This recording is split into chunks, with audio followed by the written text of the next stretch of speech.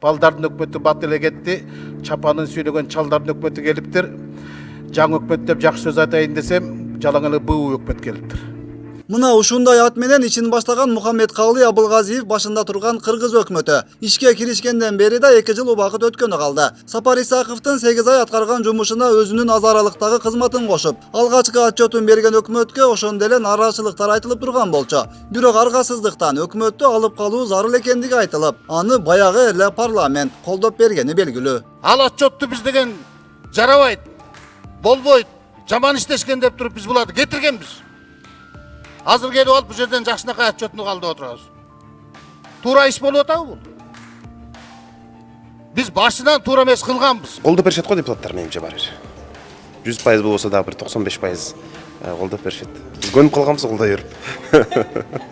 Колдой берип үйрөнүп калганы моюндалганы менен катардагы карапайым журттун үнүн уккан киши болбой жатканы сындалып турду. Абылгазиевдин өкмөтүн айрым депутаттар катуу эле сындап жүрүшкөн болчу. Бирок саясий кырдаалга жараша позициялардын өзгөрүшү кадыр эсе көрүнүшкө айланып үлгүрдү. Сайын сын пикирлерди айтып атабыз. Өкмөткө, аткаруу бийликке. Өкмөттүн ишин биз көрбөй атабыз. Кайсы жерден бизде жылыш болуп атат? Кайсы канаки биздики биздин экономиканын өсүүсү канаки жумушчу орундар. Эл бул өкмөт курамынан тажады. Анан бул өзү деле ойлоныш керек да, бул акылдуу эле жигит болуш керек. Обязательно колуна сүзүрөп чыкканда уят болот. Отурган деле туура эмес болгон.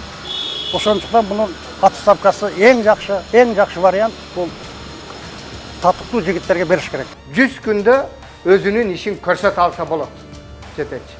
А көрсөтө албаган жетекчи ал 100 жылда деле көрсөтө албайт да, өмүр бою.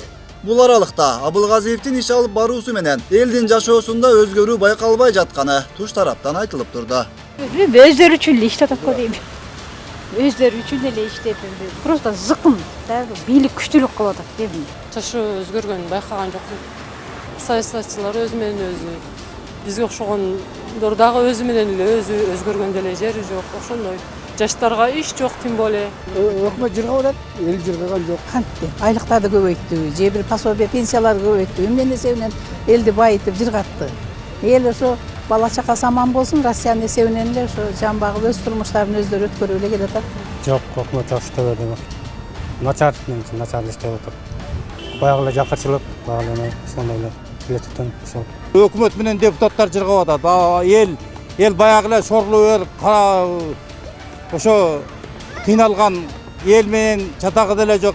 Өкмөттүн башканын кереги жок өкмөттүн мындай өкмөттөрдүн бизге. Элди кыйнабай эле, парламентке деле аралашпай эле, рахмат силерге мен кеттим деп кетип калыш керек. Бирок бул пикирлерге Абылгазиев мырзанын көңүл буруп олтурганга убакыты болбоду. Анткени өлкөнүн экономикасы күн санап артка кетип, көйгөйлөр көбөйгөндөн көбөйүп жатты. Жалал Абадка келип жолдун баарын тосуп, жергиликтүүлөрдүн нааразычылыгына калганда дал ошол Мухаммедкалый Абылгазиев болду. Министр келет деп атышат, башкалардын тирлиги бар да, ал министр буларга чыгып бермек эле. Карапайым элге тоскоолдук жаратты да, биз премьер-министрдин келгенин ошо милициялардын ошо жолдорду тосуп турганынан, анан кийин көчөлөрдү шыпырып калганынан билип калдык да. Жөн эле келсин бизге келип, жөнөкөй керек болсо ошо министр, мен жөнөкөй адаммын. Мени менен деле учурашса болот. Өзүнчө эле бирдекени кылмыш болот, бирок жылыш жок да.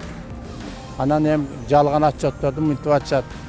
Аланча миллиард алиги эле баласын алдагандай болуп атат да. Ошону эске алып, бир аз орусча айтканда скромныйраак болсоңор, эл карап турат баарын, көрүп турат. Эске алабыз, мен да тапшырма бердим. Тапшырма бербей эле токтоткула да, рахмат. Эске алабыз.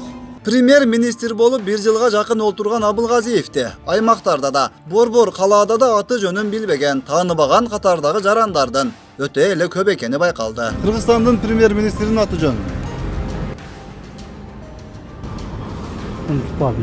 Uzun neme bu hat. Taze resmen çıkmadı da. Мухаммедкалый, да? Фамилиясы? Билбейт. Кече неме кылдыра, дором деп белем мен. Жок, билбейт экен. Yok, bilmeyeyim. Жок, билбейм. Soramaydı Seyit'ten. Премьер-министрдин аты Соромбай. Ha, neme, pремьер-министрдин аты Абылкасымов.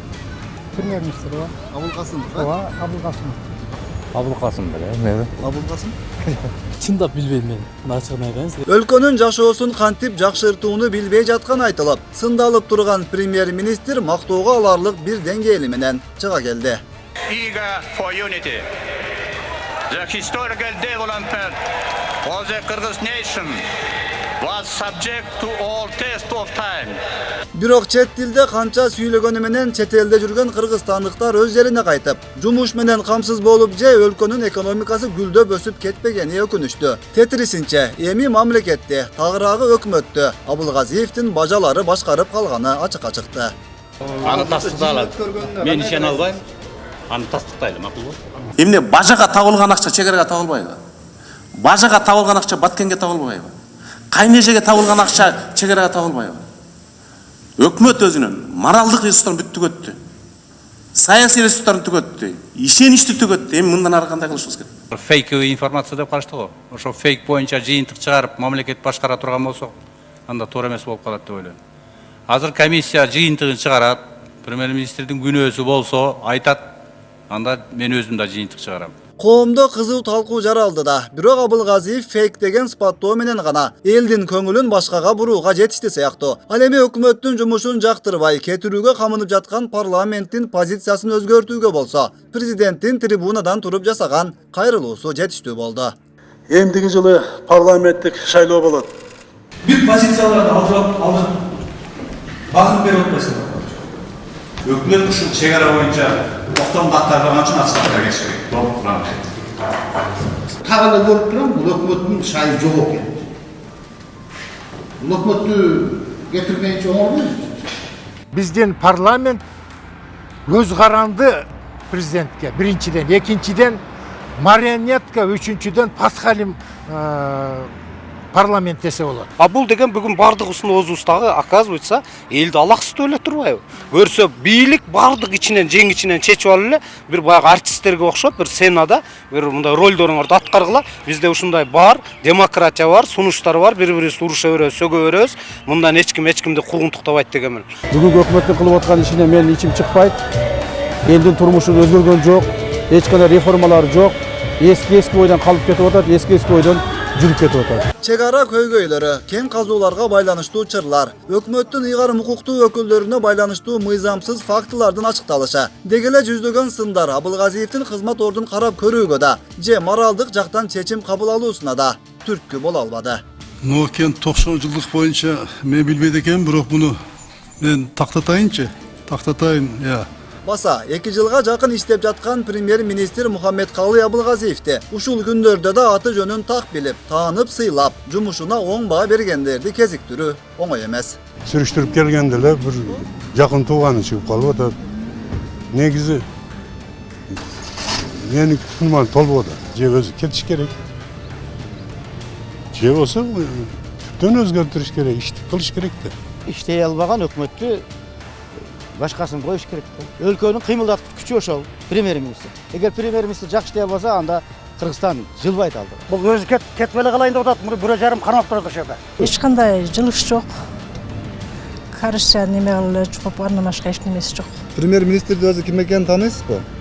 Премьер-министр тааныйт элем, фамилиясын унутуп атам. Анан дагы чалдардын өкмөтү делген ат кийинчерээк, андан да белгилүүрөөк сыпатка өзгөртүлгөнү көпчүлүктүн эсинде. Азыркы өкмөттүн дагы жаңы ат коюлду, жаңы ат коюлганда бат коюлду. Түкүрүк өкмөт деген ат коюлду да. Эчен бир жылдардан кийин эки киши эстей албай калса, бири-биринен сураса, баягы өкмөтчү баягы, кайсы десе баягы насыбайчыга налог салган түкүрүк өкмөт деп айтат. Өкмөткө ушундай сыпат берилгенден көп өтпөй, парламентке да дал ушул сыяктуу эле ат коюлуп калды. Анткени парламентиң кандай болсо, өкмөтүң да ошондой болот турбайбы? Мына Атамбаев үйүнө жатпайбы сүйлөбү деп, анда ким сүйлөйт? Жанагы чимкириктер сүйлөйбү. Албетте ал жакта 10 чактысы бар, мына бисменин отурат. Калгандары чимкириктей эле салаңдап көгөрүп отурушат да коркуп. Жерде чимкириктер жок. Какырыктар жок. Кыргыз элинин элиталары отурабыз. Саясий элиталар отурат. Ушул сыяктуу көрүнүштөрдүн баары президент Сооронбай Жээнбековго нааразычылыктардын пайда болушун шарттайт дешет талдоочулар. Анткени өлкө башчысы ушунун баарына жөн гана карап олтурбашы керек деп билишет. Президент телевизиялар деп койсо эмне ооз ооруйбу. İştebesen bu orunda olsa da koyarsın da prezidentine. Tura? Unçukbay da birbirini silap duruyor. Parlament menen pravительство бұл елдің düşmanı болып қалды. Ел бұларды кимсин да дебей қалды.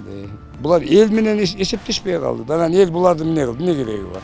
Президент Жээнбеков коям ел айтат да, сен мыналарга карабайсың дагы, сүйлөгөнгө bir кичинекей bir бейбечереге асылыштын кереги жок. Ел bir күнү жарылса, эч кимиси калбайт. Элге менен ойношпош керек да. Бул эл деген бул мамлекет, бул эл. Президент элге жакын болуп ошогон жемкорлордун кекиртегин жулуп туруш керек. Ал ортодо коомчулукта ушул жылы көп колдонулуп жаткан сөздөрдүн катарына жаңы түшүнүк калыптанып үлгүргөнүн байкоого болот. Бажалар менен кудалар жыргат. Өткүрбек Рахманов, Шерзат Эгембердиев, 7 канал.